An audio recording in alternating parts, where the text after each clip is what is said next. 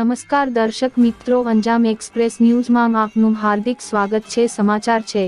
દાહોદ જિલ્લાના દેવગઢ બારિયા નગરના sport complex ખાતે લોકાર્પણ સમારોહ કાર્યક્રમ યોજવામાં આવ્યો, જે ગુજરાત રાજ્ય પોલીસ આવાસ નિગમ લી દ્વારા અધિકારીઓ અને કર્મચારીઓ માટે કક્ષા B48 C1 D1 મળી કુલ 50 નવનિર્મિત અદ્યતન આવાસો દાહોદ સહિત ગુજરાત રાજ્યના 14 જિલ્લાના સાયબર ક્રાઇમ પોલીસ સ્ટેશનોનું લોકાર્પણ કરવામાં આવ્યું, જેમાં રાજ્ય કક્ષાના ગૃહમંત્રી શ્રી હર્ષભાઈ સંઘવી સાહેબ નાઓનું ઉષ્માભેર પુષ્પગુચ્છ અને સાલ ઓઢાડી ચાંદીના ભોરિયા પણ પહેરાવી આદિવાસીની પરંપરાગત રીતે તીર કામઠું હાથમાં આપી સ્વાગત કરવામાં આવ્યું, જેમાં ઉપસ્થિત સાંસદ જસવંતસિંહ ભાભોર સાહેબ, મંત્રી શ્રી બચુભાઈ ખાબડ સાહેબ, દાહોદના ધારાસભ્ય શ્રી કનૈયાલાલ કિશોરી, ગરબાડાના ધારાસભ્ય શ્રી મહેન્દ્ર ભાભોર, ઝાલોદના ધારાસભ્ય શ્રી મહેશ ભુરિયા, મહારાજા અને પૂર્વ ધારાસભ્ય શ્રી તુષારસિંહ બાબા તેમજ દાહોદ જિલ્લા પોલીસ સ્ટાફ, પાર્ટીના પ્રમુખશ્રીઓ, હોદ્દેદારો, કાર્યકરો, અધિકારીઓ, આગેવાનો ઉપસ્થિત રહ્યા હતા। રિપોર્ટર ઈરશાદ એમ સલાટ, દેવગઢ બારિયા।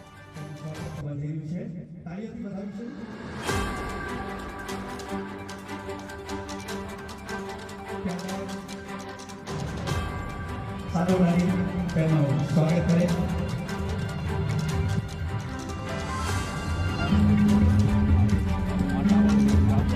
एक अपनी संस्कृति ने याद रखते प्रतीक देवगढ़ बारिया में सुंदर दिवस साल पुरानी ने स्वागत कर रहे हैं जसवंतसिंह भाभोर साहब।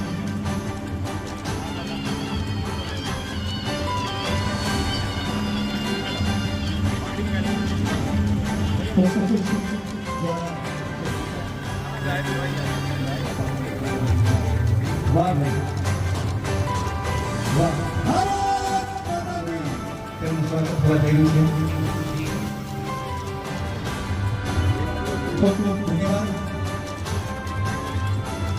ચાંદીનું ભોરિયું અને સાત તેમજ પુષ્પગુચ્છ દ્વારા સંઘવી સાહેબનું હાર્દિક સ્વાગત।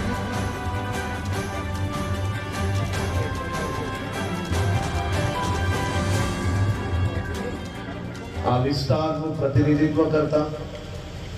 આ વિસ્તારના પ્રત્યેક નાગરિકોની ચિંતા,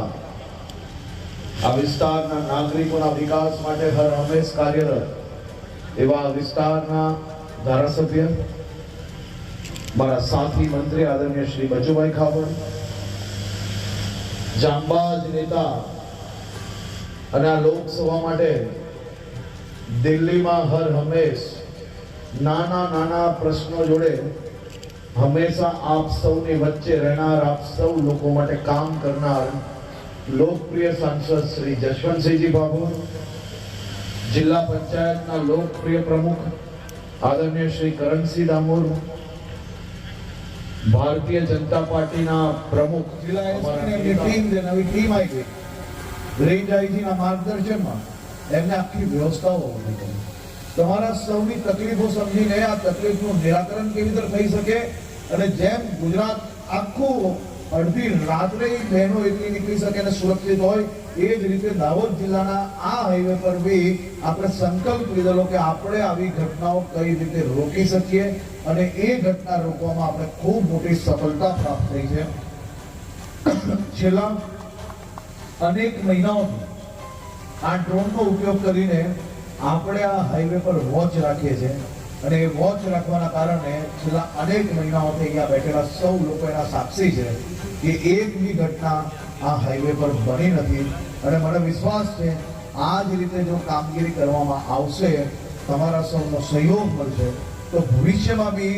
આ હાઈવે પર કોઈ બી ઘટના બને તો આપણે અમારી ચેનલને લાઈક, શેર અને સબસ્ક્રાઇબ કરવાનું ના ભૂલશો। ધન્યવાદ।